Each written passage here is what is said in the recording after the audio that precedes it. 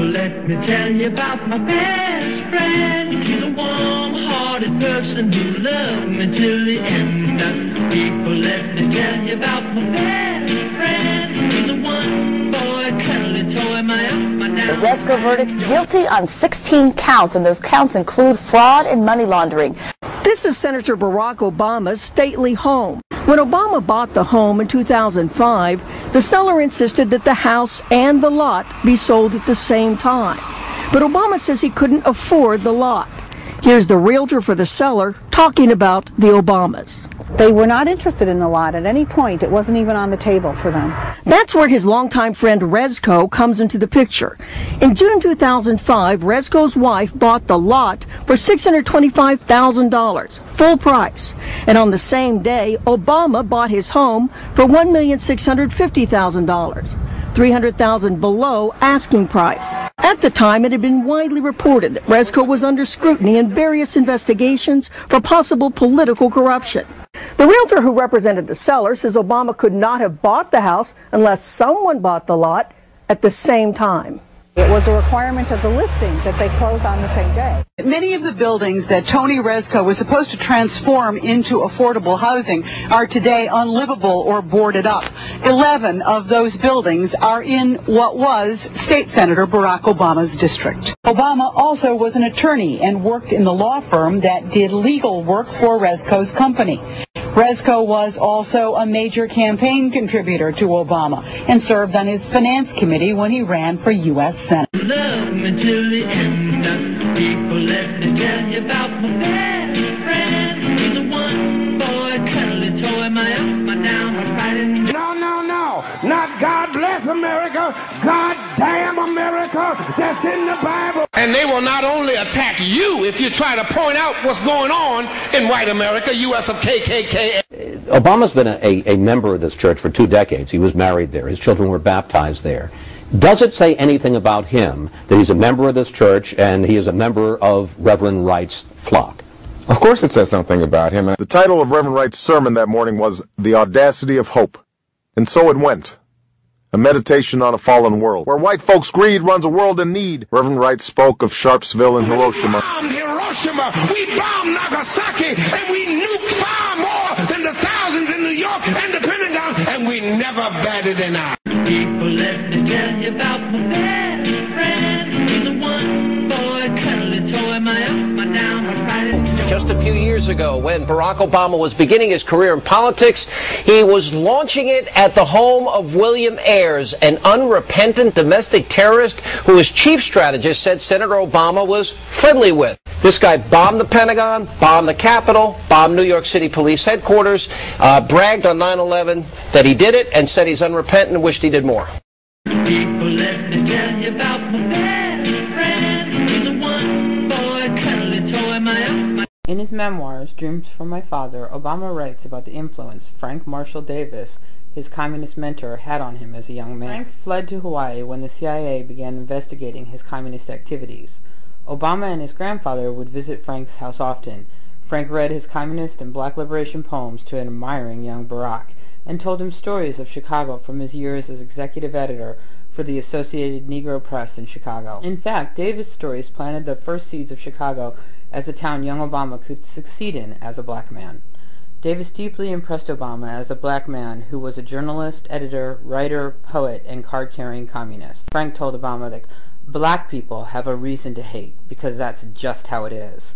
College was an advanced degree in compromise, and that you should not start believing what they tell you about equal opportunity and the American way. Well, let me tell you about my best friend. He's a warm-hearted person. People, let me tell you about my best friend. He's a one-boy cuddly toy, my. We don't have slave masters, we got mayors, but they still the same white people who are presiding over systems where black people are not able or to be educated. You got some preachers that are house niggas. You got some elected officials that are house niggas.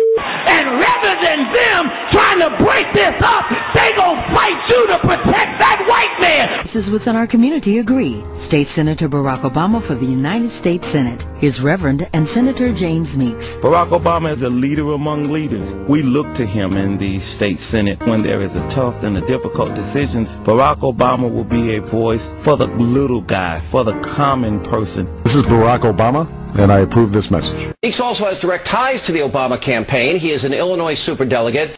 People, let me tell you about my best friend. He's a one-boy cuddly toy, my... His association with Rashid Khalidi, an allegedly former member of a terror organization. He was professor at the University of Chicago, but before that he was an employee of the Palestinian Liberation Organization, back when it was a designated terrorist organization. A financial web connects Senator Obama to the former PLO agent. And that Obama sat on the board of a foundation, the Wood Fund, that gave money to an organization, the Arab American Action Network, that Rashid Khalidi co-founded and his wife directed.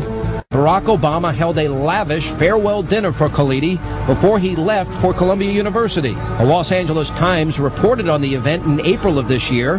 The headline, "Allies of Palestinians see a friend in Obama." Here's what the paper said, quote, "A special tribute came from Khalidi's friend and frequent dinner companion, the young state senator Barack Obama." Speaking to the crowd, Obama reminisced about meals prepared by Khalidi's wife, Mona, and conversations that had challenged his thinking. People, let me tell you about my best friend. He's a one-boy cuddly toy, my own. Exactly what was Obama's much-touted community organizing? Turns out he was closely working with the radically left Acorn. One of the worst recent voter scandals happened in Washington State. Voter registration forms for 1,800 people were submitted by the activist organization Acorn. Only 6 of the 1,800 names were real people. Chicago Acorn was so impressed with Obama's organizational skills that they invited him to help train their staff. Obama was also the lawyer for Acorn when they sued Illinois. According to the New York Times, Obama's membership on foundry boards allowed him to help direct tens of millions of dollars in grants to various liberal organizations, including Chicago's Acorn. And Obama directed Acorn's partner organization, Project Vote. Meeting with Acorn leaders in November of 2007, he reminded them of this, saying, "I have been fighting alongside Acorn on issues you care about my entire career." At the St. Louis Election Board, where 5,000 Acorn registration cards were turned over to federal investigators, reported irregularities similar to those in Kansas City. Of the 35,000 cards Acorn hand-delivered during its Get Out the Vote campaign, James characterizes 85% of them as trash. They basically raped our voter rolls. People, let me tell you about my best friend. He's a one-boy cuddly toy, my own. Bill's white. I'm white. And this is mine. I just got to get up and step into the plate. And then out of nowhere came, "Hey, I'm Barack Obama." And she said, "Oh, damn. Where did you come from? I'm white. I'm entitled. There's a black man stealing my show."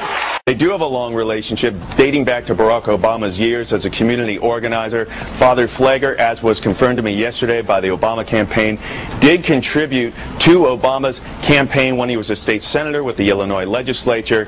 And then, as confirmed to the Obama campaign to me, Senator Obama did steer an earmark of $100,000 to a community rec center that's attached to Father Pfleger's St. Sabina Church. Father Pfleger, at one point, was a member of Barack Obama's advisory committee.